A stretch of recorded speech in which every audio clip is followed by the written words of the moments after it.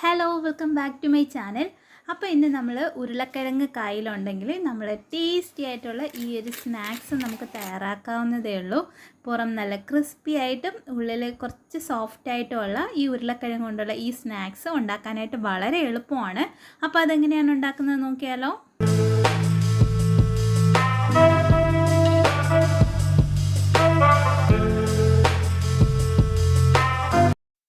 ഞാനിവിടെ 3 ഉരുളക്കിഴങ്ങാണ് എടുത്തിട്ടുണ്ടായിരുന്നത്. ആ ഉരുളക്കിഴങ്ങ് തൊലിയൊക്കെ ഒന്ന് നന്നായിട്ട് പീൽ ചെയ്തിട്ട് കഴുകി വൃത്തിയാക്കിയതിന് ശേഷം ഈ ഗ്രേറ്ററിലുള്ള ഈ വലിയ ദോരം വെച്ചിട്ട് ഒന്ന് ഗ്രേറ്റ് ചെയ്ത് നമ്മൾ ഡയറക്റ്റ് വെള്ളത്തിലാണ് ഇട്ട് കൊടുത്തിട്ടുള്ളത്. കാരണം ഉരുളക്കിഴങ്ങിൽ അത്യാവശ്യം സ്റ്റാർച്ച് ഉണ്ടായിരിക്കും. ആ സ്റ്റാർച്ചൊക്കെ ഒന്ന് പോകാനായിട്ട് ഒരു മാവ് പോലത്തെ ഒരു തരി കാണും കേട്ടോ. അപ്പോൾ അത് നമ്മളൊരു 2-3 വെള്ളം നന്നായിട്ട് കൈവച്ച് നന്നായിട്ട് തിരുമ്മി വാഷ് ചെയ്തെടുക്കണം. അതിൻ്റെ സ്റ്റാർച്ചൊന്നും നമുക്ക് ആവശ്യമില്ല. അപ്പോൾ എല്ലാം നമുക്കിങ്ങനെ ഒരു 2-3 വെള്ളം ഞാൻ കഴുകി എടുത്തിട്ട് വരാം കേട്ടോ. അപ്പോൾ അതേ ഞാൻ 3ാമത്തെ വെള്ളത്തിലാണ് ഈ പൊട്ടറ്റോ നമ്മൾ ഇട്ട് കൊടുത്തിട്ടുള്ളത്. ഇത് നമ്മൾ ഇനി ഒന്നുകൂടെ കഴുകിയിട്ട് കൈ വെച്ച് നന്നായിട്ട് പിഴിഞ്ഞെടുക്കുക. മാക്സിമം വെള്ളം പോകത്തക്ക രീതിക്ക് പിഴിഞ്ഞിട്ട് നമ്മൾ വേറൊരു ബൗളിലേക്ക് ഇട്ട് കൊടുക്കുകയാണ്. വേണമെങ്കിൽ നിങ്ങൾക്കൊരു സ്ട്രെയിനർ യൂസ് ചെയ്യാവുന്നതേ ഉള്ളൂ. ഒരു അരിപ്പയെ കൂടെ ജസ്റ്റ് ഒന്ന് അരിച്ചെടുത്തിട്ട് വേണമെങ്കിൽ അങ്ങനെ യൂസ് ചെയ്യാം. പക്ഷേ ഏറ്റവും ബെറ്റർ ഇങ്ങനെ കൈ കൊണ്ട് പിഴിഞ്ഞിടുന്നതായിരിക്കും കുറച്ചുകൂടെ ബെറ്റർ. അപ്പം എല്ലാം ഞാൻ എടുത്തിട്ട് വരാം. അപ്പോൾ ദേ എല്ലാം നമ്മൾ വെള്ളമൊക്കെ കളഞ്ഞ് നന്നായിട്ട് എടുത്ത് വെച്ചിട്ടുണ്ട്. ഇതിലേക്ക് ആവശ്യത്തിനുള്ള ഉപ്പ് നമ്മൾ ഈ സമയം ഇതിലേക്ക് ചേർത്ത് കൊടുക്കുകയാണ്. അടുത്ത് നമ്മളിതിലേക്ക് ഇഞ്ചി വെളുത്തുള്ളിയുടെ പേസ്റ്റ് ചേർത്ത് കൊടുക്കുക. അല്ലെങ്കിൽ ഇഞ്ചി വെളുത്തുള്ളി ചെറുതായിട്ട് കട്ട് ചെയ്തോ ചതച്ചോ നിങ്ങൾക്ക് ഇത് കണക്ക് ചേർത്ത് കൊടുക്കാം. 1 ടീസ്പൂണോളം അളവ് നമ്മൾ ചേർത്ത് കൊടുക്കുക. അടുത്തതിലേക്ക് കുറച്ച് നമ്മൾ ജീരകപ്പൊടി ഉണ്ടല്ലോ, 1/2 ടീസ്പൂണോളം അളവ് ജീരകം നമ്മൾ പൊടിച്ചതാണ്. സാധാരണ ചെറിയ ജീരകമാണ്. അത് നമ്മൾ പൊടിച്ചത് നമ്മളിതിലേക്ക് ചേർത്ത് കൊടുക്കുന്നുണ്ട്. പിന്നെ 2 ടേബിൾ സ്പൂണോളം അളവ് മൈദപ്പൊടി നമ്മൾ ചേർത്ത് കൊടുക്കുന്നുണ്ട്.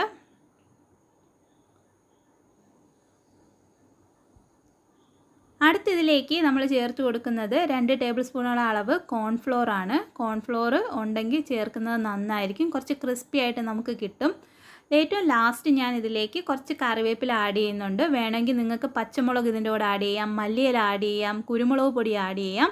അപ്പോൾ ഞാനിവിടെ കിഡ്സിന് വേണ്ടി തയ്യാറാക്കുന്ന കാരണം മാക്സിമം എരിവ് അവോയ്ഡ് ചെയ്തിട്ടുണ്ട്. നിങ്ങൾക്ക് വേണമെങ്കിൽ ഇതെല്ലാം ആഡ് ചെയ്യാവുന്നതേ ഉള്ളൂ.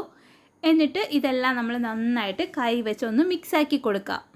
മാക്സിമം നന്നായിട്ട് എല്ലാ ഭാഗത്തേക്കും എത്തത്തക്ക രീതിക്ക് ഉപ്പൊക്കെ കറക്റ്റ് പാകത്തിനാണോ എന്നുകൂടെ നോക്കുക. ഒന്ന് നന്നായിട്ട് നമുക്കൊന്ന് മിക്സാക്കി എടുക്കാം. നമ്മളിങ്ങനെ മിക്സ് ചെയ്യുമ്പോഴേക്കും മാവിൻ്റെ അളവ് ജസ്റ്റ് ഉരുളക്കിഴങ്ങിൻ്റെ വലിപ്പം അനുസരിച്ച് നമ്മൾ ആഡ് ചെയ്യുന്ന മൈദയുടെയും കോൺഫ്ലോറിൻ്റെ അളവ് കൂടിയും കുറഞ്ഞും വരും. അടുത്തതിലേക്ക് ഞാൻ ജസ്റ്റ് ഒരു കാശ്മീരി മുളക് പൊടിയാണ്. അധികം എരിവ് കാണത്തില്ല, പക്ഷെ നമുക്ക് കുറച്ചൊരു കളർ കിട്ടും. അതിനുവേണ്ടി ഞാനിവിടെ ഒരു 1/2 ടീസ്പൂണോളം അളവ് കാശ്മീരി മുളക് ചേർത്തിട്ട് ഇത് നന്നായിട്ടൊന്ന് മിക്സാക്കി എടുക്കുന്നുണ്ട്. ഞാനിതാ നന്നായിട്ട് മിക്സാക്കി എടുത്തിട്ടുണ്ട്. നമ്മളിങ്ങനെ എടുക്കുമ്പോഴേക്കും ജസ്റ്റ് ഇങ്ങനെ ഉരുള പിടിച്ചിട്ട് നമുക്കൊന്ന് പ്രസ് ചെയ്ത് കൊടുത്തിട്ട് നമ്മൾ എണ്ണയിലിട്ട് ഫ്രൈ ചെയ്തെടുക്കുകയാണ് ചെയ്യുന്നത്. ഈ ഒരു കൺസിസ്റ്റൻസിയാണ് നമുക്ക് വേണ്ടത്. ഇങ്ങനെ കിട്ടിയില്ലെങ്കിൽ കുറച്ചുകൂടെ മാവ് ആഡ് ചെയ്തിട്ട് നിങ്ങളുടെ ഈ ഒരു കൺസിസ്റ്റൻസിയിലൊന്ന് ആക്കിയെടുക്കാനായിട്ട് ശ്രദ്ധിക്കുക. അടുത്ത് നമ്മളിതാ ഒരു പാൻ അടുപ്പത്തേക്ക് വെച്ചിട്ട് കുറച്ച് ഓയിൽ ഒഴിച്ച് കൊടുത്തിട്ട് ഓയിലൊന്ന് ചൂടാക്കാനായിട്ട് വെച്ചിട്ടുണ്ട്. ഓയിലൊന്ന് ചൂടാകുമ്പോഴേക്കും നമ്മൾ നേരത്തെ തയ്യാറാക്കി വെച്ചിട്ടുള്ള ആ പൊട്ടറ്റോയുടെ മിക്സ് ഉണ്ടല്ലോ, അത് നമ്മൾ ഓരോ പീസസായിട്ട് നമ്മളൊന്ന് ഇട്ട് കൊടുക്കുന്നുണ്ട്. അഥവാ എടുക്കുമ്പോൾ കയ്യിൽ ഒട്ടിപ്പിടിക്കുകയാണെങ്കിൽ കയ്യിൽ ജസ്റ്റ് ഒന്ന് വെള്ളം ഡിപ്പ് ചെയ്ത് കൊടുത്തിട്ട് ഒന്ന് എടുക്കുകയാണെങ്കിൽ ഇങ്ങനെ കയ്യിലൊട്ടാതെ നമ്മുടെ എണ്ണയിലോട്ട് ഡയറക്റ്റ് വീണോളും.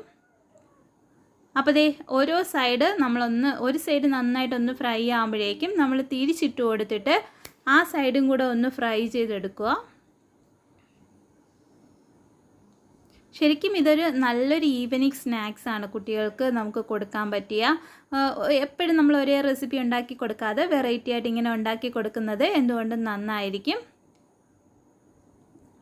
അപ്പോൾ ദേ അപ്പുറത്തെ സൈഡും ഒന്ന് നമ്മൾ 2 സൈഡും അറൗണ്ട് ഒരു ചെറിയൊരു ബ്രൗൺ നിറമാവുന്നവരെ നമ്മളൊന്ന് ദേ ഫ്രൈ ആക്കി എടുത്തിട്ടുണ്ട്.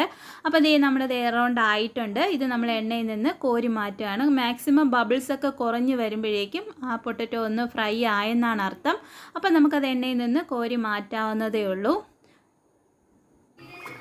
നല്ല ക്രിസ്പിയാണ് കേട്ടോ. ശരിക്കും പറഞ്ഞാൽ ഇത് നല്ലൊരു ക്രിസ്പി ആയിട്ടുള്ള ഒരു റെസിപ്പി തന്നെയാണിത്. കണ്ട നല്ലൊരു ക്രിസ്പി ആയിട്ട് തന്നെ ഇരിപ്പുണ്ട്. പിന്നെ അകം വന്നിട്ട് കുറച്ച് സോഫ്റ്റ് ആയിട്ട് ഇരിപ്പുണ്ട്. ഇത് നമ്മൾ ടൊമാറ്റോ സോസിൻ്റെ കൂടെയൊക്കെ കഴിക്കുകയാണെങ്കിൽ, ടച്ച് ചെയ്ത് കഴിക്കുകയാണെങ്കിൽ നല്ല ടേസ്റ്റ് തന്നെയായിരിക്കും. അപ്പോൾ ഇതൊന്ന് ഞാനൊന്ന് കട്ട് ചെയ്തോടെ ഒന്ന് കാണിച്ചു തരാം. കണ്ടോ, അകം നന്നായിട്ട് സോഫ്റ്റായിട്ട് തന്നെ ഇരിപ്പുണ്ട്. അപ്പം നല്ലൊരു ടേസ്റ്റിയും വെറൈറ്റി ആയിട്ടുള്ള ഈ റെസിപ്പി എല്ലാവരും ഒന്ന് ട്രൈ ചെയ്ത് നോക്കുക കേട്ടോ. നമ്മൾ എപ്പോഴും ഒരു റെസിപ്പി ഉണ്ടാക്കാതെ വെറൈറ്റി ആയിട്ട് കുട്ടികൾക്ക് ഉണ്ടാക്കി കൊടുക്കുന്നത് എന്തുകൊണ്ടും നന്നായിരിക്കും. അപ്പോൾ എല്ലാവരും ഈ റെസിപ്പി ഒന്ന് ട്രൈ ചെയ്ത് നോക്കിയിട്ട് നിങ്ങളുടെ ഫീഡ്ബാക്കുകൾ താഴെ കമൻറ്റ് ബോക്സിൽ രേഖപ്പെടുത്താൻ മറക്കരുത്.